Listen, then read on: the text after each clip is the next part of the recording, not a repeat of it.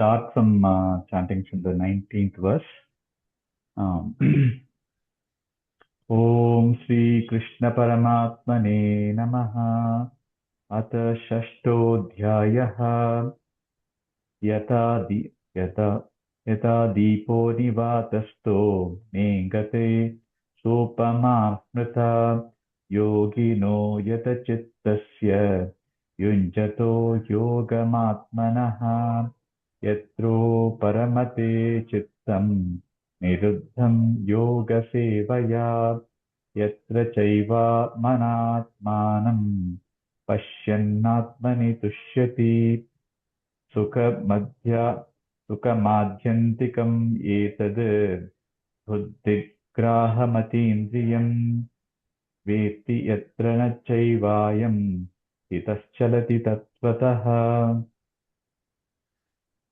So in the previous session, what Krishna was elaborating was on the preparedness towards meditation. So a lot of detail was put on the type of asana, where you should sit, that it should be steady, focusing not on the outside but inside. But the example that was taken is to focus on the tip of the nose and then let go. So here we are building on that one. So here the lot of mental aspects are going to come in today's session. Mental readiness, mental preparedness. What are the gains from meditation?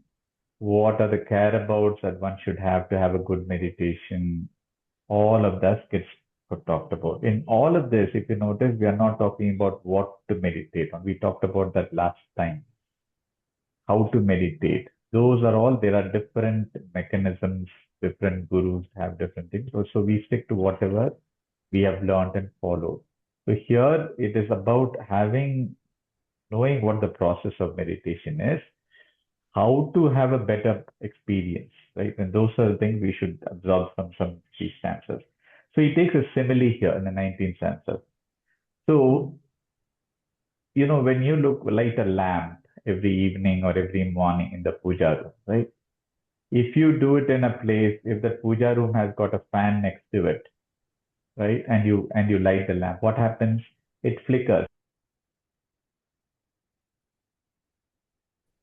The lamp may not be there. You have to light it again. So where is the best place for a lamp so that it doesn't flicker? If you keep it in a corner of a room, away from the window, away from the fan, etc., etc., right? So what happens there? The lamp is perfectly lit all the time. The same thing is a state of a person, right? Its mind is calm.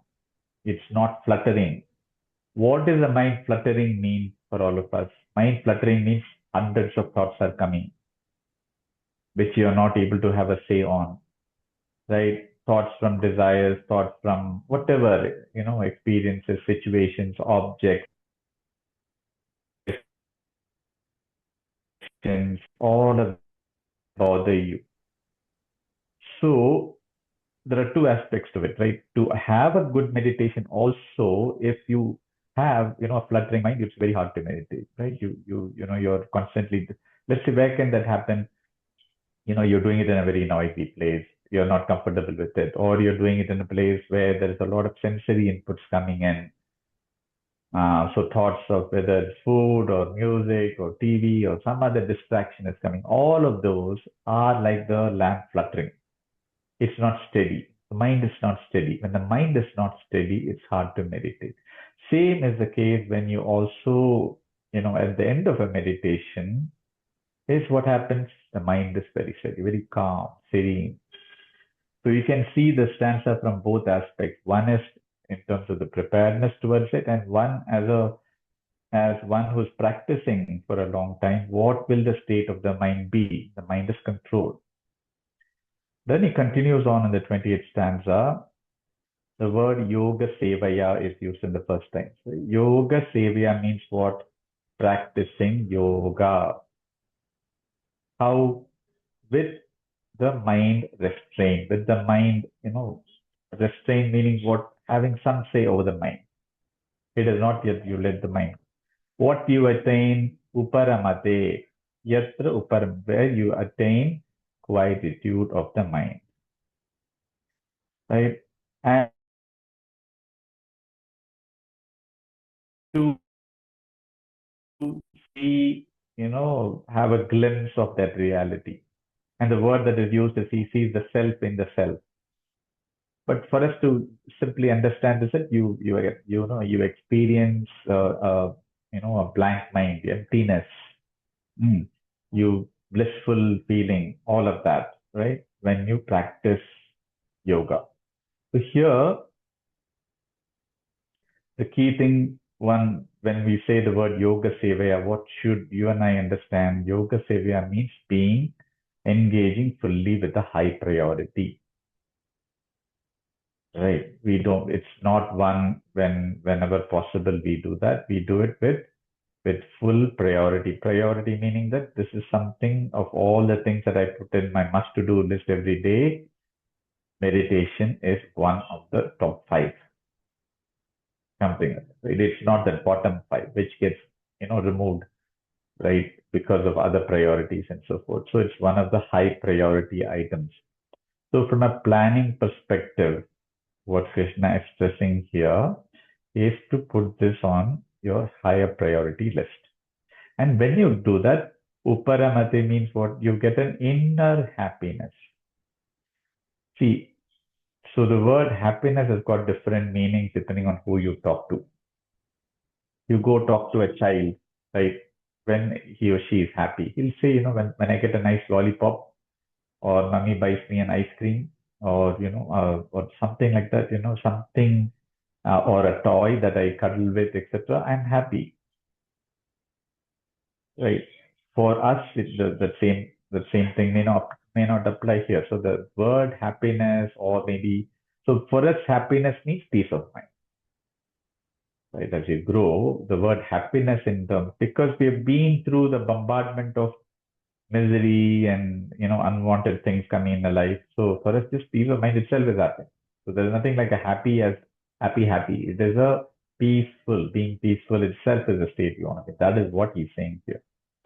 And the reason to go through all this restraint removal is to slowly, that is the only way you can remove some of the impurities, right? Just as when you have to see yourself in the mirror and you want to, comb your hair or whatever, do something, right? If there's a lot of dust in the mirror, you can't see yourself. What is needed? Right? Remove the dust. So removing the dust is what we are doing in all of this meditation process. Removing the dust that's covering our inner self. So we get some experience, even if it's for a short duration, of my true nature. So 21st stanza. Sukham atyantikam etad. Atyantikam Sukham. Sukham, you all know. Atyantikam means what? That's the difference between a joy that, a person who's having a lollipop would say, or a gulab jamun would say, and versus this meditation joy.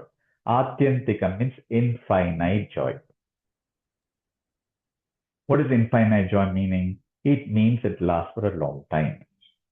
It means that even after that meditation, I am in a calmer state of mind to handle things. So versus that, if I take the joy that comes out of eating an ice cream or something, or overeating, what happens after the same thing that gave me sukham also gives me dukkham in terms of a stomach ache, or sugar spiked up somewhere, something like that, right?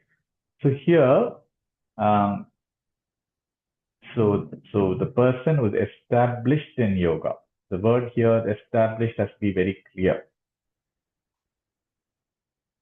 So and then so the materialistic world, so we have to, whenever we deal with in this chapter, we'll be contrasting the material world with, when we say the material world, there is also, one can say, I like seeing movie, I like to eat good food, nothing wrong with it, nobody says you should not enjoy it, but see that that has got limitations. It is changing, right? The same thing that gives happiness, I can also give it misery. Not the case with meditation. Meditation never gives misery. The result of meditation cannot be misery. It always is a better state of mind than your normal mind. So, so here, the key thing that he's referring to is what Sukham Atyantikam. Grahyam Atindriyam. Atindriyam means what? Transcending the senses. So how do we, just ask ourselves, right? Those of us who meditate regularly, right? When you have a good meditation, what makes you think you have a good meditation? What faculty in you is telling that you had a good meditation? It is the intellect, isn't it? The intellect knows what is happiness, what is misery, what is good, what is bad. It knows how to judge. So clearly it says, this meditation is good. I like the state I'm in. Yet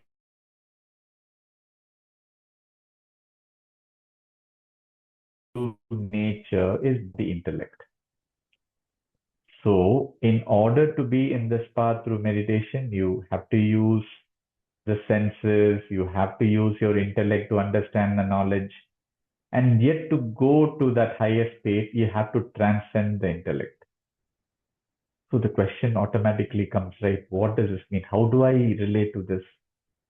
Obviously, in my whole life, I know that intellect is the one that when I talk about knowledge, when I talk about all the degrees that I have achieved in my life, it has been through my intellect that I've written the exam based on which I have gained this degree. So what does it mean? Because when we talk about, body, mind, intellect, etc., everything, it is in the realm of, whatever we can perceive. And what is stated about the highest nature of ourselves, it is beyond the sense of perception. Obviously, when I say in the sense of perception, question of mind, intellect doesn't come in. It's beyond that. Best way to understand is this beautiful example. Let's say Veena ji is, suddenly the power goes. Okay? And the power is not going to come. There is no UPS is not there, etc., etc. The only option she got is to go to a room to find something. She takes a torchlight with a battery in it, right? So she goes to the room which is dark. She's searching for something. She puts the light on, and she takes her daughter along with her, right? And the daughter finds the thing, right? Finds the object. Then Veena ji says something. Okay, the torchlight illumined everything in this room. Yes, everything in this room. Yet it cannot illumine something else in this room. In this dark room, the torchlight, if I light it, it can illumine everything. But it cannot illumine one thing. What is it? Reenaji asked his daughter. Daughter said, how can it be possible? I'm lighting, I'm able to put my light on everything. Then Reenaji says, okay, put the light, take another torchlight and bring it, right? She brings the torchlight. Now she takes the torchlight that was used to illumine the thing, opens it up, removes the battery. Did that flashlight illumine the manufacturer of the battery? No, because it is the battery that illumined the torchlight, isn't it? Think of it. The battery illumined the torchlight. In the absence of the battery, the torchlight would not have lit. The same thing in our life. What illumines us cannot be perceived, and yet it is there. Just like the battery is illumining the torchlight with which you can see even in the darkness, there is something in all of us that illumines every second of our existence, minus which we don't live. That cannot be perceived even through the intellect. It is beyond the intellect. And for that, you have to meditate. And it is beyond that, you need also a guru to take you to that state. I hope this example made it clear. You can take this even even the electricity example, the battery thing is very beautiful. It somehow struck me that when you see the same thing, in us there is a battery. Where that battery is, you and I don't know. Some say it is guha in the heart, some say it is everywhere, but it is there, isn't it? When do we know it is not there? When somebody dies and leaves the body. They check the pulse, it's not there. You know that thing has gone out of the body. Until then, you call that person by a certain name, Ram, Lakshman, etc. After that, what do we do? We just simply call that a body. Just think of it. It's very shocking when you see that, right? Existence and, non-existence, same body, same shape, accepting that is not happening. It's just a name and then a body. And the reason I'm mentioning all of this is, when I was out, not here for about 3 weeks, when I was in Kolkata, somebody had indeed passed away. And, and that's the way you refer to a person. Anyway, let's not going into that part right now. It is more about meditation. And so that we come back to reality of, what that innermost essence is. And that's what we are all in a search for through, the practices, through knowledge, through meditation, etc.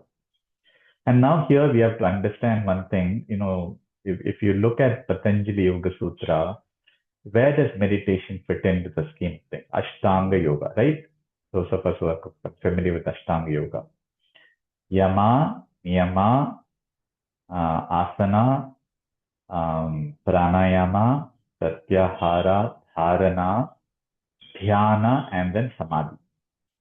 Dhyana, which is meditation, is the seventh step, which leads to Samadhi, which is the quietened innermost state. There are different types of Samadhi, is the eighth. But all the things that we are referring to in this chapter, right, in terms of quiet,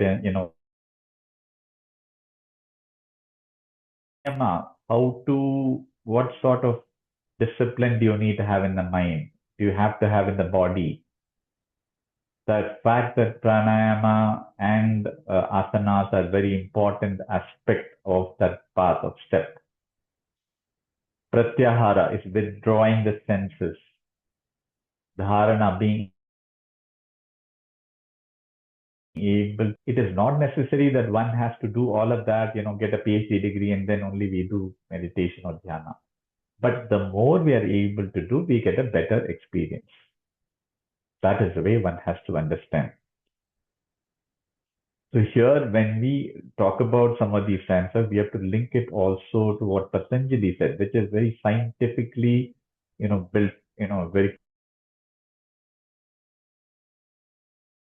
what are the niyam, etc., do's and don'ts.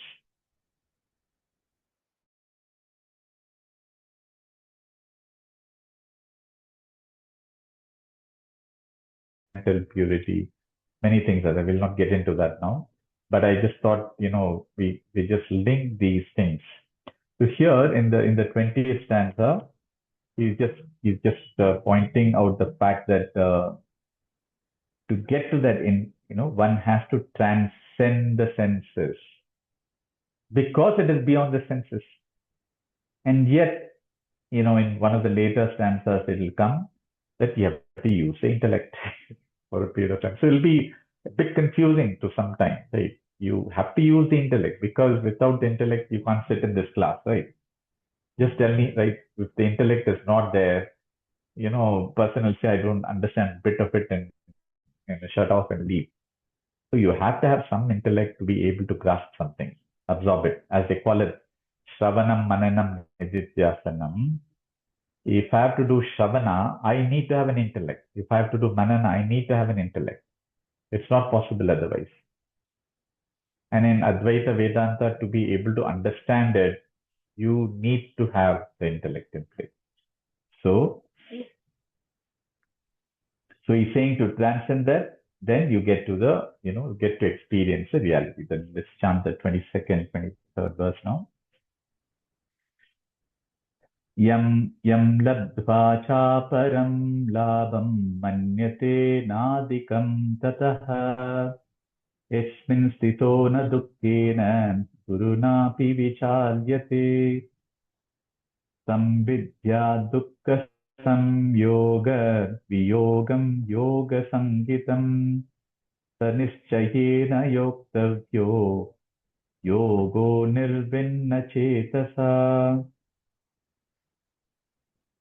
So here he's now talking about what, it's almost like an intro talk to meditation, or if one has to relate to this particular stanza, 22nd. He says, what do you obtain once you gain something? Once you get this experience of, infinite joy, etc., etc. What is it? What does he say here? The yogi thinks there is no other better mechanism for joy than meditation. Just see how clearly he's saying. And that's what Guruji has said in many times, right? Those of us who attended any of the, AMCs or meditation books, it's clearly said everything else is limited, changing. The gains that you get from here stays with you for a long time, right? So, and he says that it is, even if you have, you see the word here, Guru, it says here, Dukkena Gurunat api vichalyate. So that means even the deepest sorrow that might come, what might be the deepest sorrow? Some tragedy, isn't it? That person is not perturbed if you're in meditation. So how much more clear Krishna can be in telling why meditation is important? The severest of sorrows, if you get, if I'm able to handle it, I can handle the agitated mind because of that with due to meditation. Nothing better, right? But for all of that, the some of the prerequisites, steadiness, regular practice, etc., all of this. So when we talk about senses, etc., right? You know, what are the things that comes in our mind, right? We have a beautiful intellect, right? We have something to say. This is not to be done. This is to be done. And yet, when situation arises, what takes over? The mind is clever. It says, think doing, I know what I'm doing. And it overrides the intellect. So that means what? My discriminative ability of the intellect is gone for a toss.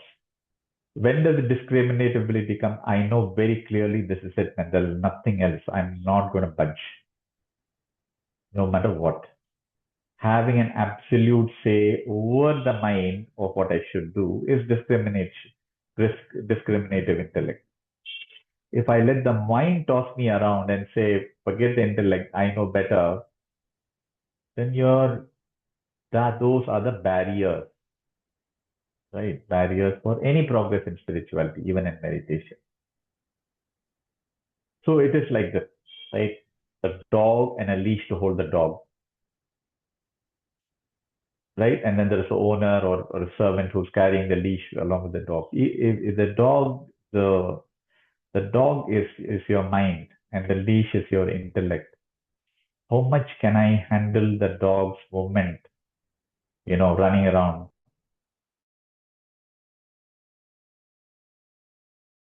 If I let the leash loose, the dog will run around and you will have to run around behind it, fall, etc. Especially if it is a strong dog. So, should the dog have the say in the way where it moves, or the owner who's holding the leash? That is where we have to also look at our mind, intellect, and so forth. So, here the key thing to realize is what anything that we gain from the materialistic. When I use the word samsara, let's say all the things that we experience in the waking world. Okay, let's call it the waking, right? Whatever experiences we get where we think we have gained something, where we think we are happy, etc., there is a dependency. There is a beginning, there is an end. And take anything for that matter, right?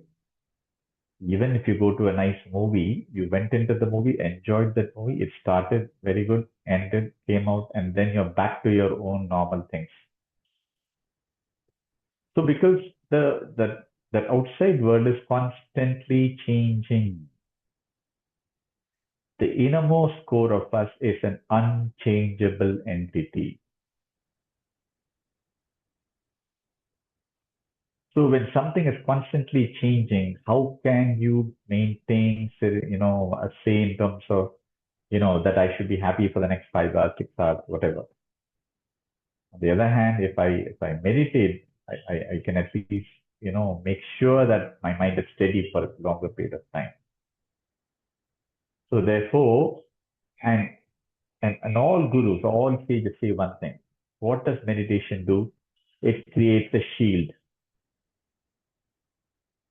In during COVID times, right? You remember there used to be, how good is your immunity? How good is your immunity? Go do it, go check your immunity, they would say. Because the more the immunity is, even if you're bombarded with COVID kind of symptoms, the shield or that immunity power, because of it being high, can thwart it is becoming an infection in your body, isn't it? So what is that immunity? The same thing is the shield that the meditation provides. A shield for external perturbations not to impact you severely. It will impact, but it will be minimal. So you remember when Karna had a shield, right, to protect himself. All warriors, Arjuna, everybody had a shield. Why? Because the arrow will come, it will hit. Yeah, might do a little bit of damage inside, but it'll be very minimal. Same thing with meditation. So when he says the worst of sorrows you know, can be experienced, it is not that, somewhere, you run away from the sorrow, etc. I am there and yet I'm able to handle it. Or the duration of the sorrow is less, or the intensity of the sorrow is less, however you take it. Right. So that's how we have to take this 20-second stance. It's a very powerful stance. If we internalize this thing in terms of the power of meditation. Hmm. So other thing I want to touch upon is this, right? Typically in life, what do we say? If I gain something, I'm happy. True or not? If I gain this degree, or if I gain this promotion at job, or if I gain this, accolade from the organizers of a function I went to, I'll be happy. Is it that is what the external happiness is all about? And we just saw the limitation of that external happiness. On the other hand, when you talk about going inside, it is actually not gaining something. It is letting go.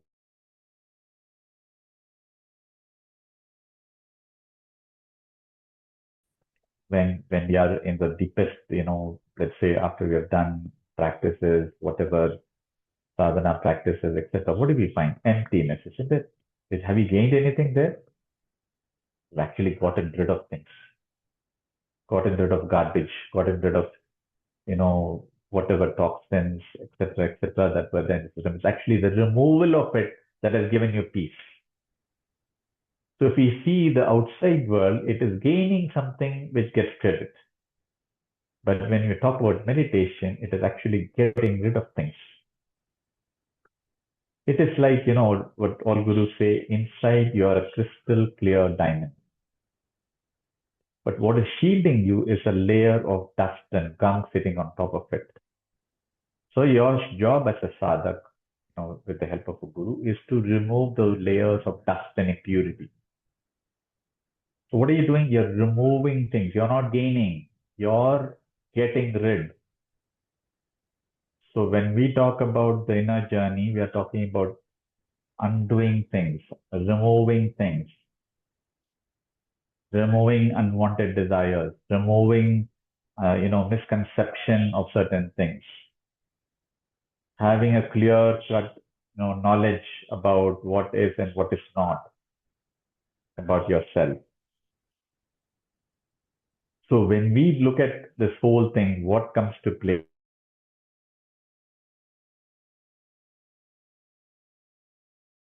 The sorrow and bother you.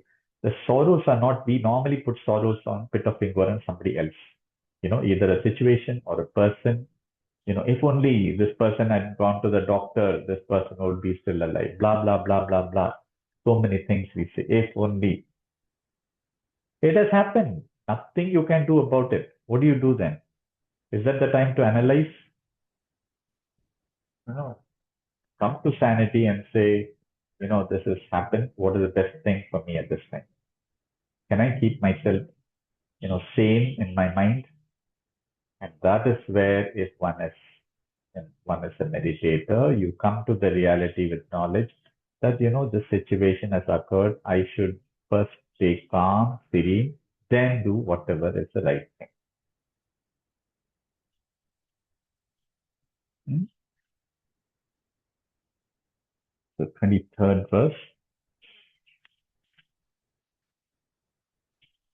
We chanted right 23rd verse. So 23rd, few couple of words here. Dukkha samya viyogam and then yoktavyaha. Let's look at the word yoktavyaha. Yoktavyaha means honoring the practice. One of the things that, going back to Patanjali Yoga Sutras, which Patanjali stresses a lot, is this word, honor the practice, honor the practice. What does he mean by honor the practice? See, first of all, when you look at any practice that have learned, it is not somewhere that, you looked into the internet and somewhere, you got a practice and you got initiated, right? We all got initiated.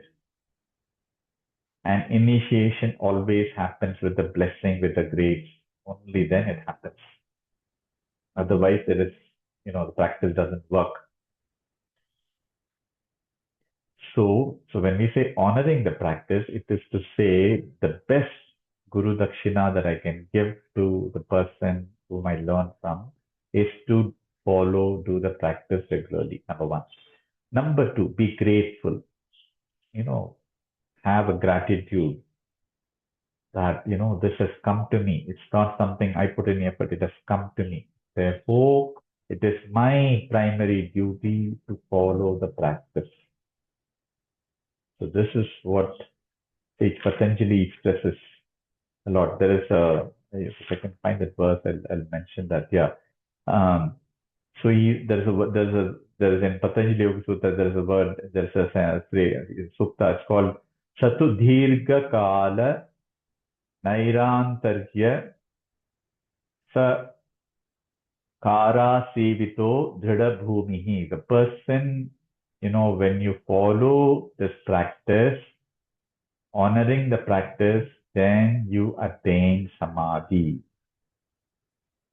Is what Patanjali stresses. Okay. All right. So yeah, back to the 23rd verse. When you look at this, and when you do this thing, what happens? Dukkha samyoga viyogaha. Sorrow, even it occurs from the external means, you're able to see because it has a reduced impact on you. You're able to handle it. What was stressed even earlier. When you honor the practice. So to the extent that we honor the practice, do it with enthusiasm, do it with discipline, etc., it yields accordingly. To the extent that we put the effort, it comes in. Remember, it goes back to one of the verses earlier in this chapter. You are responsible for uplifting yourself, nobody else. You, right? It means that even if you've learned a lot of things, ultimately, if you have to do something, it is my onus, my responsibility. If I don't take responsibility, so will be the result. It's true for everything, but here also. So, um, so here he's saying that keep this as your highest priority. Very, very, very important. Right? Back to what we said earlier. Um, one other thing to think of the misery, right? When you see the misery, um, there's always a cost for it, isn't it? Misery, if you see, always has a cost. You take somebody lost a job, somebody lost a close one, passed away, or some other tragedy happened. COVID times, misery of a different kind. Tell me, does joy have a cost?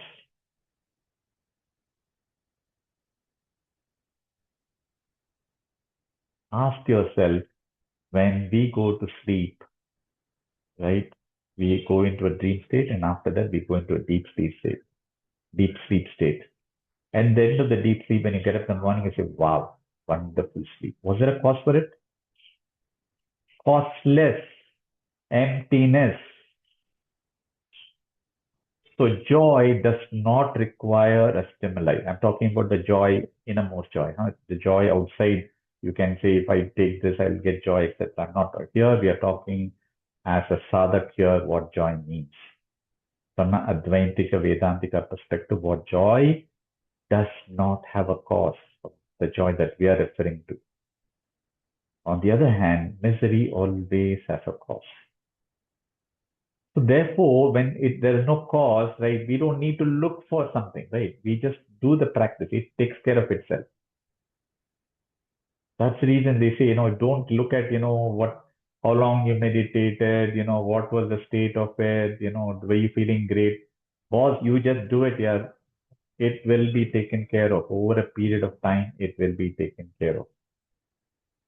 You and I can't judge, how a meditation went or how a sadhana practice went. There is a larger cause that's taken care of all of that. Our job is to do it. But guaranteed over a period of time, everything paves the right result. And one gets a taste of that, costless joy that we are referring to. Hmm.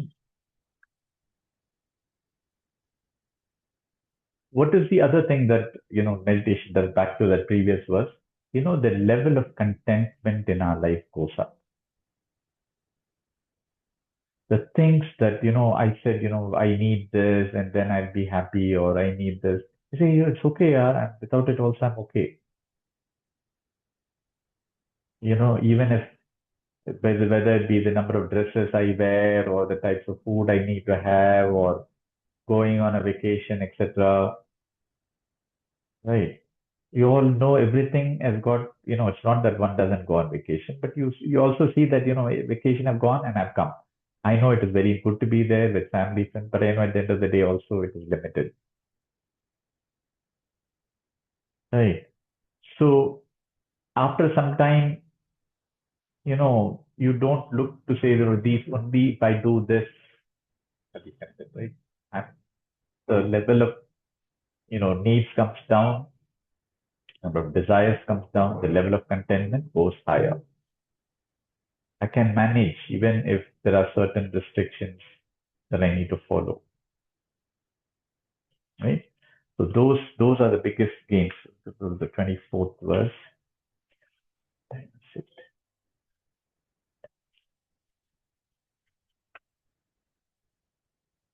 Yeah, 24th and 25th starts now. सङ्कल्पप्रभवान् कामान् त्यक्त्वा सर्वान् शेषतः मनसैवेन्द्रियग्रामम् विनं विनियम्य समन्ततः शनैरुपरमेत् बुद्धया धृतिगृहीतया आत्मसंस्थं मनः कृत्वा न किञ्चिदपि चिन्तयेत्. Okay, very beautiful stanzas. Um, so here he's talking about, maybe you can call it as barriers, more, or you can refer to this as also as tips to have better meditation. The word sankalpa comes in. Sankalpa prabhavan. Desires born from sankalpa. What does sankalpa here mean? Sankalpa here means, you know, um, imagining something that I should have. See, if I look at desires, right, you can broadly categorize it under these three categories. One is our own tendencies, right? You and I have certain impressions of likes and dislikes, cravings, aversions, right?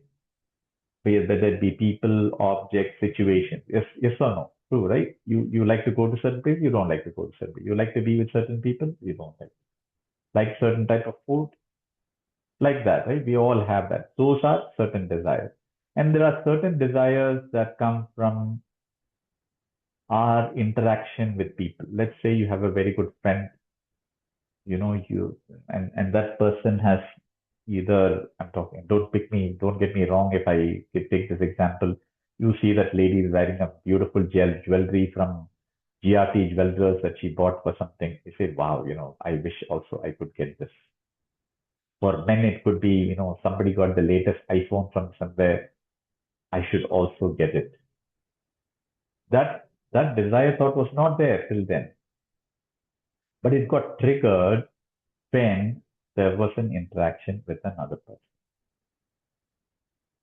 Another category could be what sometimes you know, it just comes randomly based on time and space, and there's no reason for some of that. Here, the Sankalpa Prabha is talking about where you are in a wild imagination. That happens right when I just took the second example, right? You just see, you know, just a particular object, a car, or maybe a house, or somebody said, I went to this, beautiful resort, during Christmas time. Food was excellent there. You know what? I've never tasted that kind of food before. Suddenly, mind says, this December, Christmas time, I'm going there for vacation, right? And you do all the preparation, call that place, blah, make reservation, do all of that. Nothing wrong with all of that. But sometimes what happens, that sinks in, right? These kind of desires, what happens is that, when it sinks in, it removes, you know, you takes the mind away from certain priorities. You just think, be aware of it, prioritize. So it is not that, one should not do these other things, go on vacation, none of this. Bhagavad Gita or Vedas never say one should not enjoy in life. But at the same time, realize that the source of that joy or the joy that you get is limited. And there is a larger joy that you can get you know, through through knowledge and practices and meditation and so forth. So here, um, so yeah, so basically here, what he's stressing here is there is a conception of what gives happiness, which is what we talked about, right? Externally, you gain something, you get happiness, but the happiness that we don't realize, and nobody will relate to this. You talk to an average 10 person outside and say that the best joy is when you get rid of things in yourself. They say, what nonsense are you talking? It doesn't make rational sense, but that's what it is if we try to relate it, what I said earlier. So therefore, the desires, right, and what the desire does to your mind when you meditate or in the process of meditation, in terms of all the thoughts that come, right? So, well, let's say when this thing comes, right, what happens? You're planning now. You're sitting nicely for meditation. Oh, very nice. I started very nicely. Oh, now I have to plan. That trip in December. How much will it cost? What's the budget? Can I do this? How many people can go? How many days? Deep planning is going on. So meditation becomes partly planning session. And when do you realize after 5 minutes of, where it all suddenly, my mind is off elsewhere. So the more one is able to relate to this earlier, then you say, come out of that thought, much the better. But if I cut down the number of desires, right, even when this thought or this comes in, I just say not for now. I have got other things to do. Let me deal with it back in November, not in August. I don't plan for my December thing now, and put all the things in a planning state for the rest of the 6 months. I'll do it when the right time comes. That's okay, right? So things like that, right? So prioritization, having a say on things, um, say that certain desires are impractical for me. If somebody bought the iPhone for 1.5 lakhs, not my budget, not possible, out of the window. So look at that, you know, the intent behind the desire, right? And when you look at that intent, when you see that intent is false, doesn't make any practical sense, then it will come out of it. Desire by itself is never a problem, but it is how rooted are you in? And the root comes from where? From that intent behind it. The 25th verse is very beautiful. The word, it starts with Shanai Shanai Ruparame. Very beautiful. And this is where the beauty of Geeta comes in. It's so damn practical. It says step by step. Shanai Shanai Ruparame. Let that person, by taking one step at a time, you will gain this quietude. It doesn't say, it happened tomorrow. You start meditation 2 weeks, 1 week from now, you're going to do it or next session, right? It happens with slowly. So here, what is Krishna referring to? Patience. There are people, who get into this path and, they say, okay, I need to accomplish this. I need to get to this state and I'm not getting it. Hence, I'm out of here. Guruji is normally talked about spiritual shopping. They'll try one particular technique or a sadhana, given by a particular guru, try it for some time, doesn't work, go to another guru. Try that, go to another guru. It's like shopping in a mall. This shirt doesn't work, that shirt doesn't work, and I keep shopping. No, it doesn't work like that. It takes time, right? But he's also assuring that if you take this step by step and follow the principles that have been laid down earlier, you will attain quietude. There's no question about you may not. You will gain. By what? By the intellect held in firmness. What is intellect held in? When you say the word buddhaya dhriti grihitaya, when the intellect has a say in things. Remember what I talked about earlier? If you let the intellect override the intellect with the mind, doesn't work. So somewhere, the intellect has to have a say in things. See, then the way, even when you talk about discipline, what undermines, what makes a discipline work? Where the intellect says, no matter what, I'm doing it today. True or not? Intellect is the one that is the most dominating one that has been our life. And so, even in this step by step, one is being patient. Second thing is to make sure that if I go astray, I use my intellect to get back to the path. So that resolve, right, that commitment, etc., whatever you look at it, right, all of that is required. And then he says, once Atma Samstam Manakritva na kinchidapi chintayet.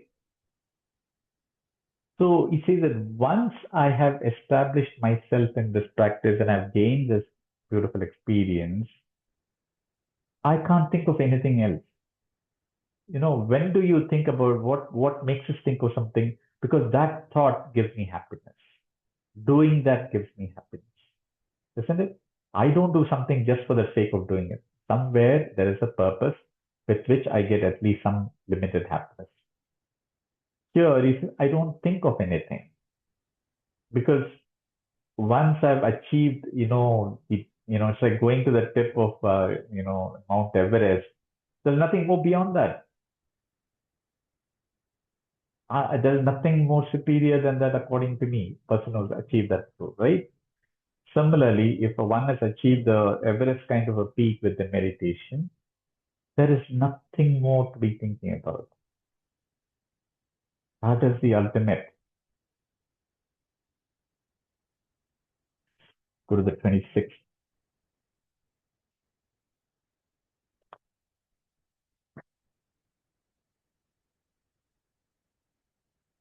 यतो यतो निश्चरति मनश्चञ्चलमस्थिरं ततस्ततो नियम्येतत् नियम्येतदात्मन्येव वशं नयेत्. So if you see the 26th verse, what is he saying? During meditation, your mind is likely to be restless, is likely to be unsteady. So become, you know, becoming aware of it, becoming a witness. Hey, it is going through. So I should bring it back, take a few deep breaths and come back to meditation. That's all that this stanza is bring. Bring it back under the control of yourself. And this is because distractions are meant to be there in all of these practices. Spirituality is not about going everything hunky-dory. Things will come that, make sure to see how determined one is, how regular, how much of a control person has, right? How much of a say the person has. So the moment I realize that, my mind is getting astray, I'm not there, becoming aware takes you back to where you should be. And of course, right, even though it's not written here, you and I know certain things about your mind. The mind is related to the food, right? Remember one of the things we learned earlier in this chapter, moderation in how much you eat, moderation in even in starving, right? Moderation in sleep, all of that, because those have a say. Otherwise, you meditate, you go to sleep. So those are given, so those are some, here we are talking even beyond that. See, there are certain things you say, I'm doing everything and I need some extra tips here. These are all, I call it fine tuning. There are basic requirements, right? Which is all that yama, niyama, all that stuff. Now we are getting into these are all, I would call it fine tuning things towards having a good meditation. So here, when we talk about this meditation, what is it that we are actually trying to look at ourselves, right? When, it's one of the things that if you see those of us who attended sessions, right, is that getting things out of the system, right? The best way, one way to look at that example is those of us who fly, right? You carry, you take your car to the airport, you have luggage, you put it in the car, you take it, and once you check in, everything gets cleared, excepting maybe a small wallet or a purse or handbag or whatever you have. How much of a relief you have, right? So the same state here, right? So I am sad, I am happy, I am miserable. So what is the state we want to be in? That I am dropping things that are unwarranted. And those things happen how? Through meditation.